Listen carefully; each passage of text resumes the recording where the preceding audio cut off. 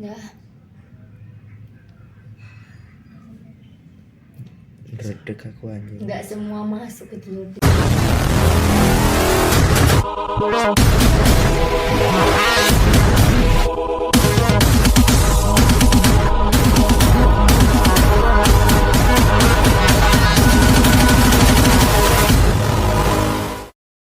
Assalamualaikum warahmatullahi wabarakatuh. Perkenalkan, nama saya Muhammad Iban Syahrizal dengan NPM 2214071021. Saya Cahya Nurjahra dengan NPM 2214071101. Saya Yusuf Akbar dengan NPM 2214071047. Izin memperkenalkan diri, saya Joshua Mongoleh Halal Susiaan dengan NPM 2214071073. Assalamualaikum warahmatullahi wabarakatuh. Izin memperkenalkan diri, nama Satria Bayu Setiadi, NPM 2254071021. Terima kasih.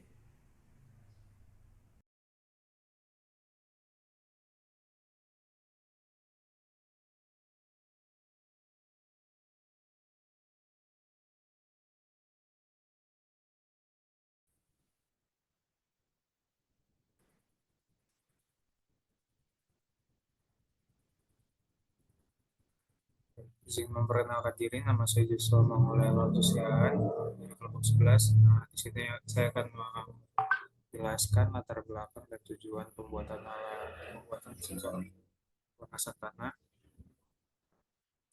Yang pertama, kita perlu mengetahui apa arti dari kelengasan tanah itu sendiri. Jadi, kelengasan tanah atau kelembaban tanah merupakan air yang mengisi sebagian dan atau seluruh pori tanah. Salah satu faktor yang mempengaruhi keberadaan air tanah adalah besarnya curah hujan dan air yang dapat meresap ke dalam tanah. Nah, kemudian cara mengukurnya bagaimana? Bagaimana cara untuk mengetahui kelembaban dari suatu tanah? Nah, jadi sebenarnya ada tiga, tapi di sini gambarnya cuma ada dua. Jadi yang pertama itu kita bisa ya membuat alat ukur sendiri dari sensor tanah. Terus yang kedua seperti yang kita membuat alat sendiri dari sensor tanah seperti yang kita lakukan pada praktikum ini. Kemudian pakai sensor kelembaban tanah digital. Ya, terus kemudian yang ketiga itu sebenarnya kita bisa menghitungnya secara manual melalui metode gravimetri. Kemudian apa sih yang bisa kita lakukan dengan diketahuinya kelembaban tanah? Nah, jadi dengan kita mengetahui kelembaban tanah dari kelembaban dari suatu tanah di suatu wilayah, ya kita bisa membuat atau menciptakan sebuah sistem ataupun instrumen yang memakai input kelembaban tanah itu sendiri. Ini maksudnya penyiram otomatis, misalkan penyiram tanaman otomatis. Yang misalkan kita mengetahui bahwa kelembaban tanah dari tanahnya itu kurang dari sekian, maka alatnya akan menyalakan alat penyiraman otomatis itu. Itu mungkin itu saja dari saya. Terima kasih.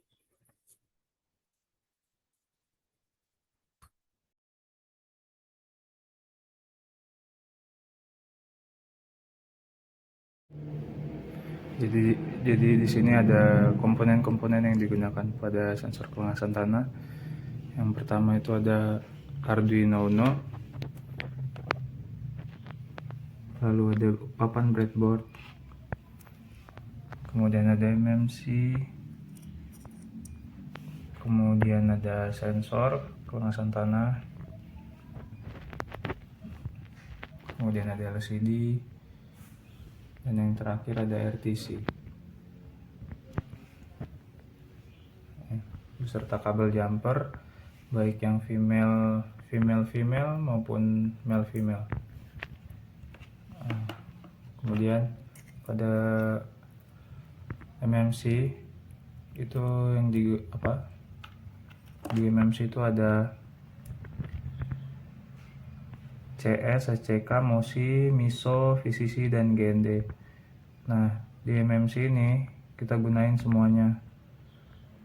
Nah, dari semua komponen ini sama-sama memiliki VCC dan GND. Nah, mula-mula kita sambungkan dulu pada setiap komponen dengan kabel ke VCC dan GND yang nantinya akan dihubungkan ke papan breadboard sebagai sumber tegangan.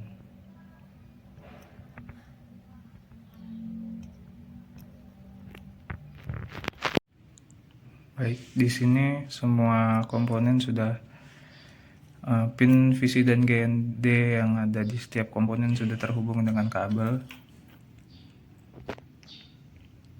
Nah, kemudian yang perlu diketahui di setiap komponen yang dipakai ini nggak cuma ada pin GND dan VCC saja yang dipergunakan. Pada LCD ini ada pin SDA dan SCL juga yang nantinya akan dihubungkan. Kemudian pada sensor kelengasan tanah ada pin AO yang nantinya akan dihubungkan ke Arduino. Dan pada RTC ini ada pin SDA dan SCL. Lalu yang terakhir ada MMC yang memiliki pin MISO, MOSI, dan MISO, MOSI, SCK, dan CL yang sama-sama digunakan juga nantinya. Kemudian sebelum masuk ke Arduino, yang perlu diketahui bahwa Arduino itu memiliki 3 cara komunikasi. Nah, yang akan digunakan pada perakitan sensor kelengasan tanah itu ada komunikasi SPI dan I2C.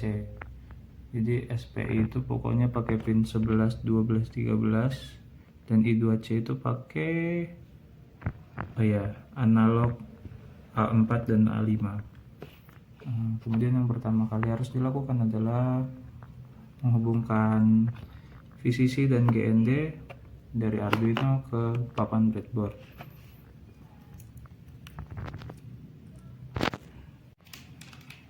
Lalu setelah di sini sudah terhubung pin-pin yang akan digunakan pada setiap komponen. Jadi lalu setelah semua pin-pin yang akan digunakan pada setiap komponen telah terhubung dengan kabel, sekarang waktunya perakitan. Yang perlu diketahui nanti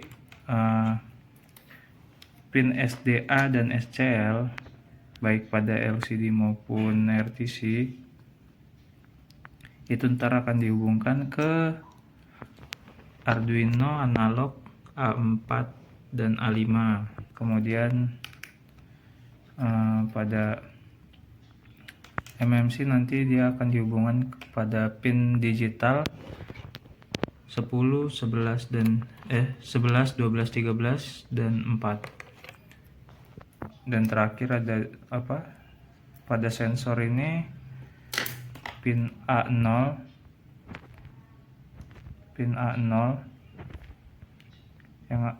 yang akan dihubungkan pada analog di Arduino baik pin A0 itu.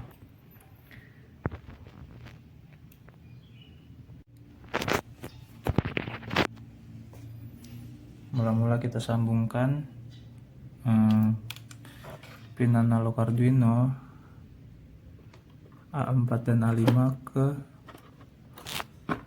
papan breadboard.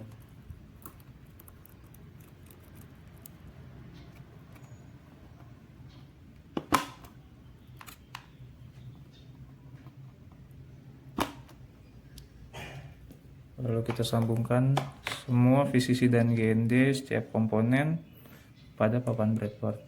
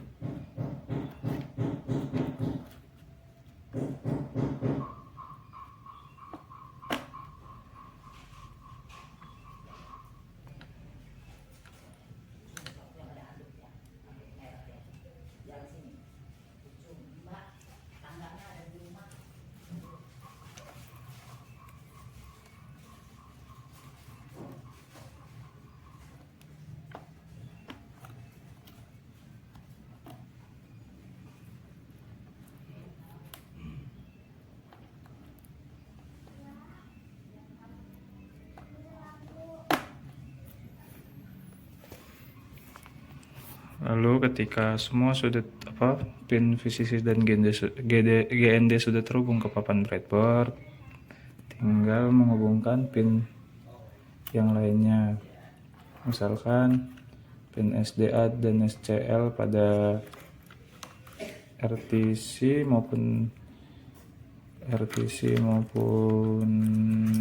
LCD. SDA itu ke pin A4 Arduino dan SCL itu ke pin K5 Arduino.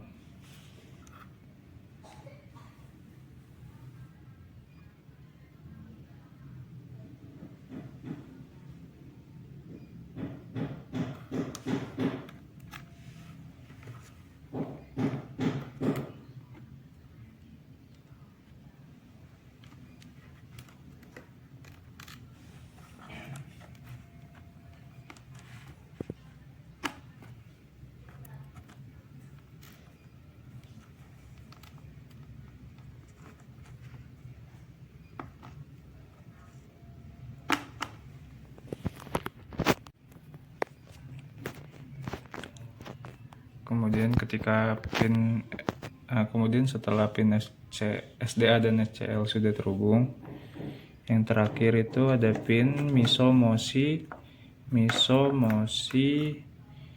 SCK dan CS pada MMC yang akan dihubungkan ke pin SPI Arduino atau pin digital 11, 12, 13, dan 4.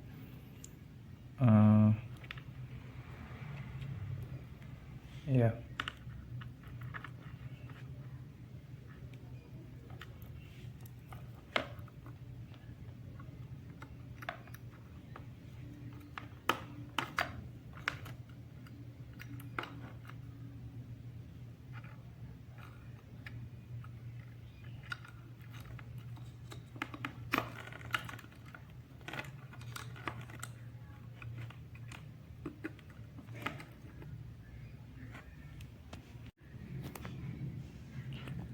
Lalu ketika semua pin SCL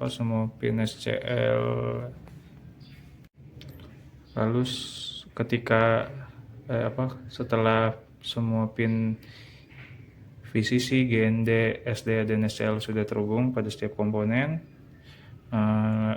yang terakhir itu ada pin MOSI, MISO, SCK dan CS pada MMC yang nantinya akan dihubungkan pada pin digital pada Arduino, pin 11, 12, 13, dan 4. MOSI itu pada pin 11, MISO pada pin 12, SCK pada pin 13, dan yang terakhir ada CS ke pin 4. Langsung aja dihubungkan.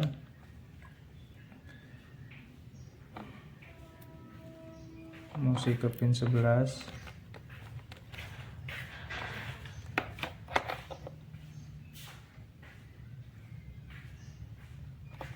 MISO ke pin 12, SCK ke pin 13, dan yang terakhir CS ke pin 4. Ya begini, jadi seperti ini rangkaian sensor kelengasan tanah yang kelompok kami gunakan.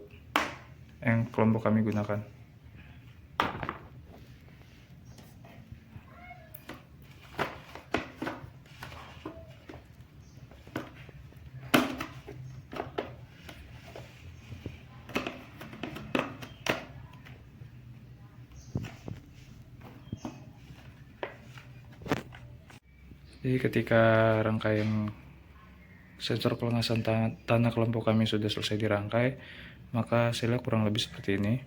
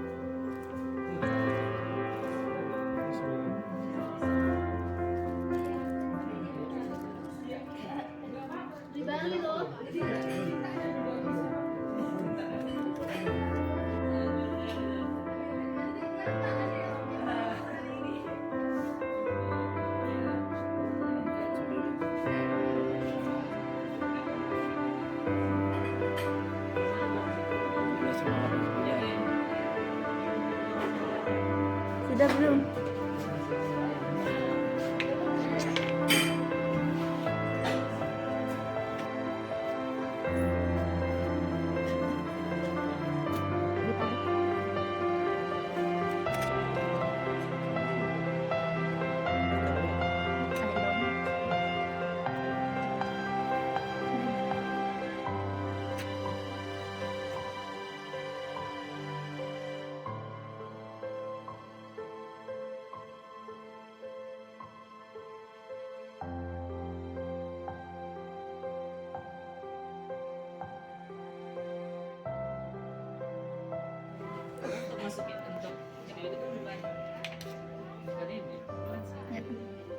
Mundur dulu. Ya, ya. Cek. Atas.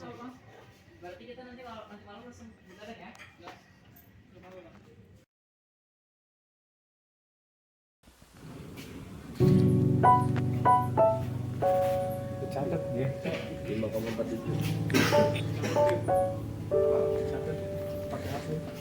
Udah deh. Ya nggak begitu. Sendoknya mana? Oh tak sini ya.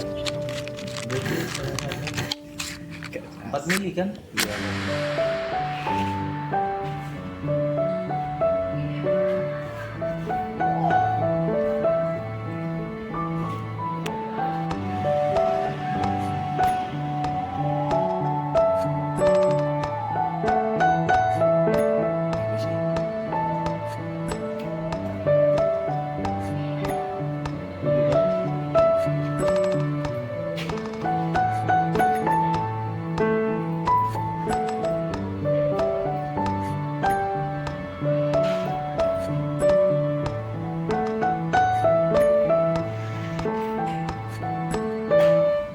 Itu bukannya udah ban.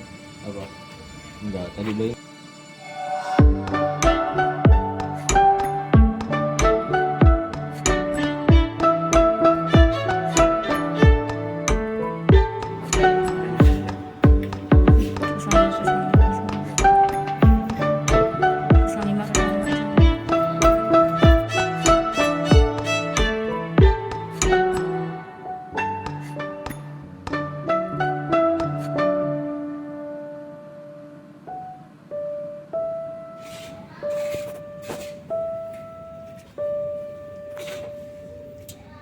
Sudah mati.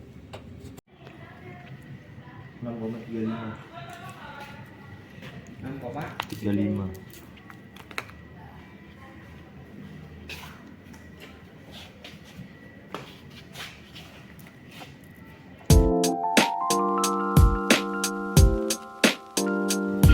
Kaget bisa.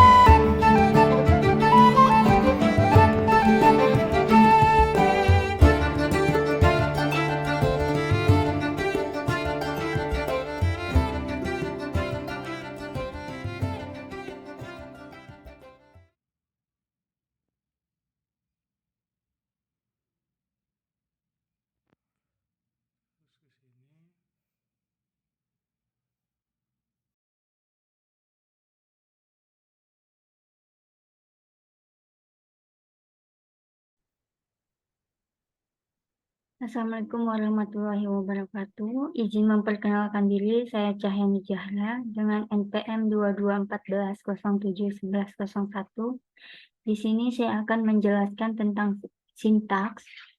Yang pertama yaitu adalah include, yang dimana yang saya tandai ini adalah program awal sintaks untuk menunjukkan dan memprogram semua sintaks.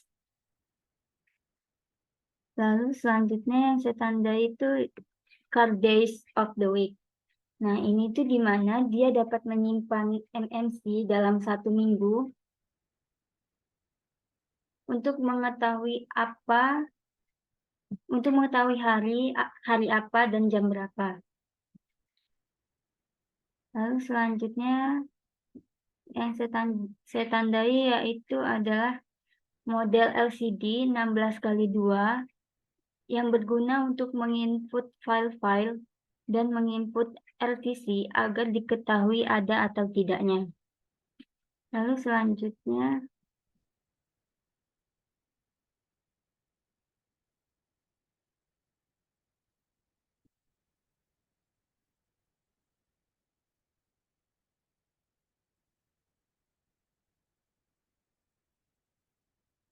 yang saya tandai ini yaitu adalah program LCD yang memunculkan pesan di mana nanti di LCD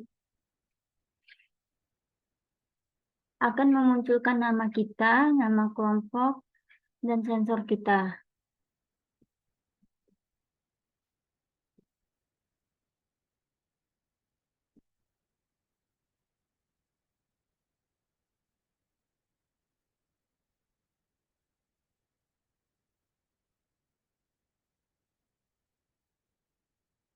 Baik, selanjutnya yaitu ada serial begin yang dimana apabila tidak ada memori yang masuk, dia akan bertulisan initialization failed, yaitu dimana dia tidak dapat tersimpan filenya, dan apabila dia bertulisan initialization down, yaitu dimana itu SD card tersimpan atau berjalan dengan bagus atau sempurna.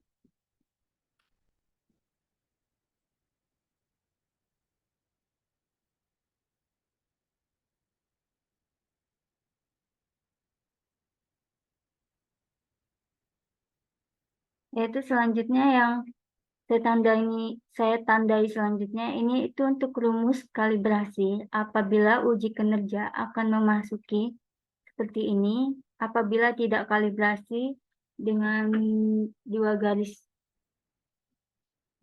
miring 2 kali.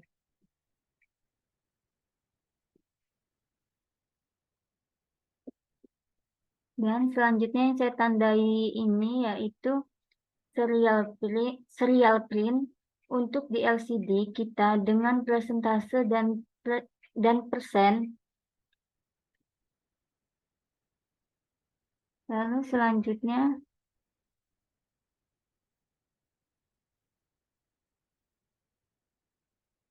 yaitu ada program RTC memunculkan jam saat ini. Ini maksudnya RTC untuk mengetahui jam, hari, menit, detik di serial print.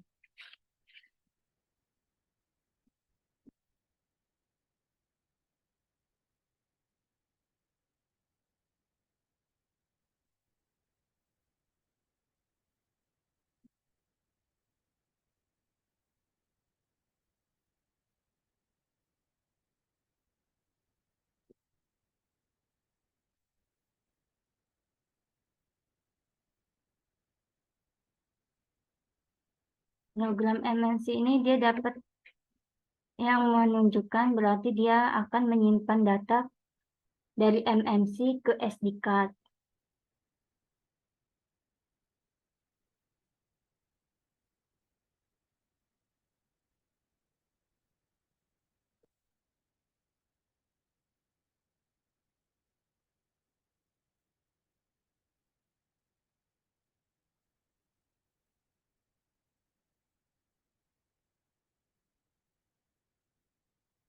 Dan ini juga termasuk yang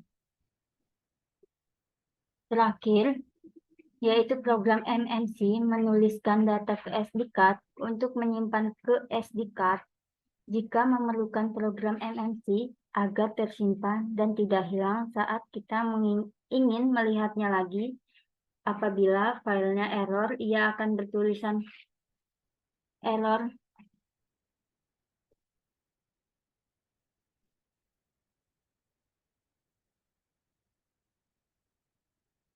opening, dan bila dengan 1 menit dan delay 1 menit dengan menambahkan 10.000 pada delay, artinya 1 menit. Jika kita mau kalibrasi ulang, kita hilangkan delay 60.000-nya.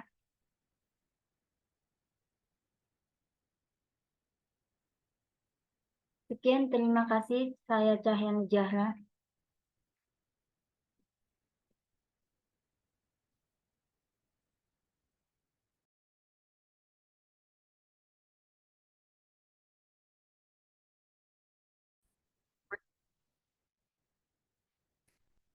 Hai semuanya, di sini saya akan menjelaskan data-data hasil dari pengukuran kelompok kami dari mulai kalibrasi, validasi, sampai uji kinerja. Jadi kalibrasi itu adalah proses membandingkan suatu alat ukur yang baru dengan alat ukur yang sudah paten. Jadi di sini bisa dilihat ini adalah hasil pengukuran sampel pertama kami. Maksudnya di sini kami menggunakan 12 sampel yang kami ukur dengan 3 kali percobaan. Ini percobaan pertama, ini percobaan kedua, ini percobaan ketiga. Kemudian di sini ada oven ini adalah kalibrator. Nah, kalibrator karena kami mengukur kelangasan tanah, jadi kalibrator yang kami gunakan adalah metode gravimetri yang merupakan hasil bagi dari bobot air dengan bobot tanah kering dikali 100. Nah, berat awal ini itu adalah berat tanah awal kami ditambah dengan berat cawan, dan berat akhir ini adalah berat akhir setelah di oven juga beserta berat cawan. Kemudian bobot air ini adalah selisih dari berat awal dengan berat akhir Dan bobot tanah kering ini adalah berat apa namanya berat awal atau ataupun berat akhir dikurangin dengan bobot tanah kering ini adalah berat akhir dikurangin bobot cawan. Nah, kemudian dari sini bisa diukur kadar airnya dengan membagi bobot air ini dengan bobot tanah kering, kemudian dikali 100. Ini rumusnya. Kemudian didapatkan kadar air seperti ini yang akan menjadi kalibrator kami. Nah, kemudian dari hasil rata-rata ini, rata-rata hasil pengukuran dari alat ukur kami dengan oven ini, kalibrator, kami buatkan tabel yang jadi seperti ini. Dengan oven ini sebagai sumbu X dan rata-rata ini menjadi sumbu Y. Nah, kemudian ada validasi, sama validasi ini seperti kalibrasi, cuman di validasi ini ada tambahan itu konsistensi. Jadi selain membandingkan alat ukur, validasi ini juga mencari konsistensi. Bedanya juga di sampel yang digunakan. Validasi ini sampelnya nggak sama gitu dengan sampel yang digunakan pada kalibrasi, tapi masih pada rentang yang sama.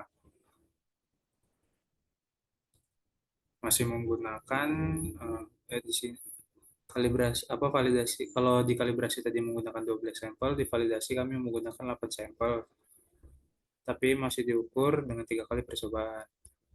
Nah, didapatkanlah rata-rata seperti ini. Nah, untuk kalibratornya sendiri juga sama, menggunakan gravimetri yang diukur sama dengan cara tadi, maka didapatkanlah seperti ini.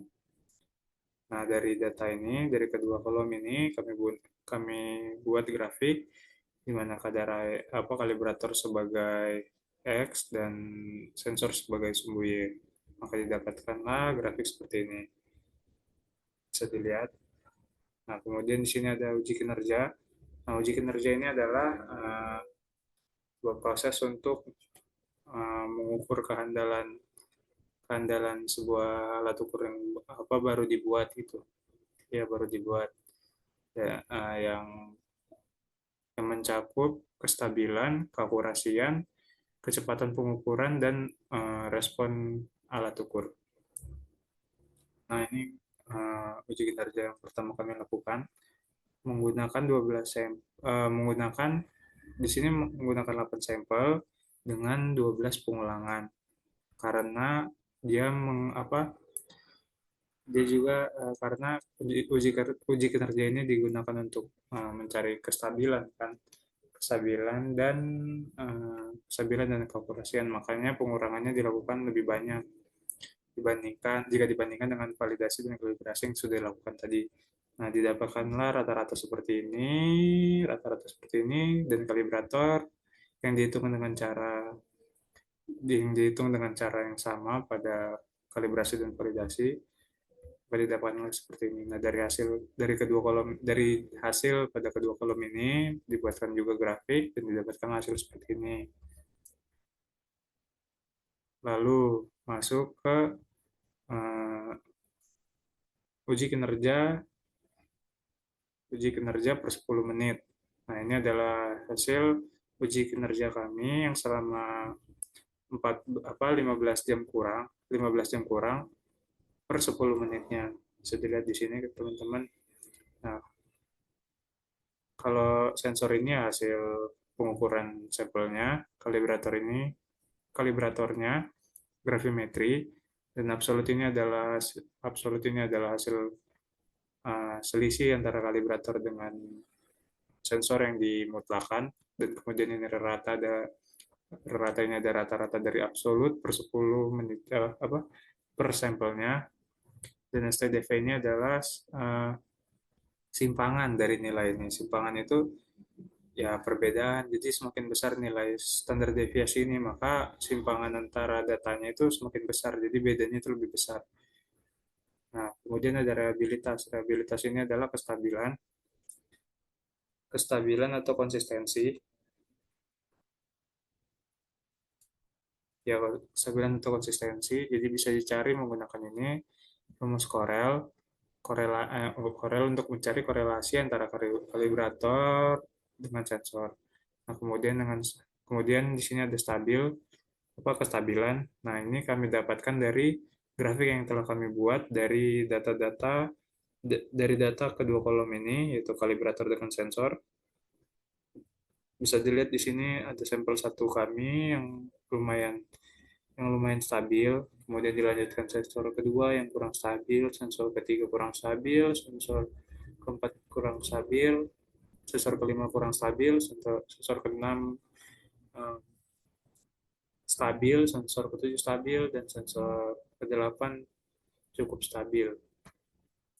Nah, kemudian masuk ke kalibrasi uji kinerja per menitnya.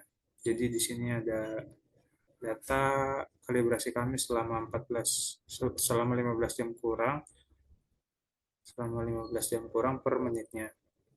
Nah, jadi di sini bisa dilihat sensor ini hasil pengukuran sensor kami, kalibrator ini adalah uh, hasil pengukuran gravimetri yang kami lakukan, kemudian ada absolut itu sama selisih dari kalibrator dengan sensor yang dimutlakan, kemudian ada rata dari absolut, kemudian standar deviasi dari absolut juga, kemudian ada rehabilitas. Nah, rehabilitas di sini yang menjadi kendala bagi kelompok kami karena rehabilitas ini kami lakukan per setiap sampelnya. Nah, ketika kami lakukan per setiap sampelnya ini, selalu kami dapatkan hasil yang di lebih dari satu. Kami menggunakan rumus korelasi. Kami mendapatkan nilai angka di lebih dari satu. Kemudian kami juga menggunakan rumus ini.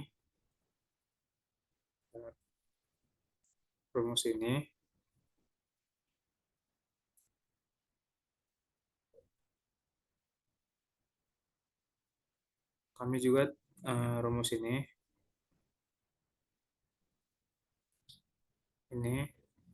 kami juga mendapatkan hasil lebih dari satu juga. Nah, makanya di sini rehabilitas ini masih menjadi kendala bagi kami. Nah, untuk kestabilan ini kami lihat dari grafik yang telah kami buat dari data-data sensor dan kalibrator pada setiap sampel yang kami buatkan menjadi grafik. Nah, kemudian ada keakurasian. Nah, keakurasian ini kami dapatkan mula-mula kami mencari errornya terlebih dahulu. Nah, kalau errornya terlebih dahulu, kemudian kami baru bisa mendapatkan keakurasian. Nah, keakurasian itu adalah 1 dikurangin error dikali 100. Jadi 1 dikurangin errornya itu rata-rata dari absolut dibagi rata-rata dari sensor. Maka didapatkanlah hasil seperti ini. Ya, mungkin seperti itu saja.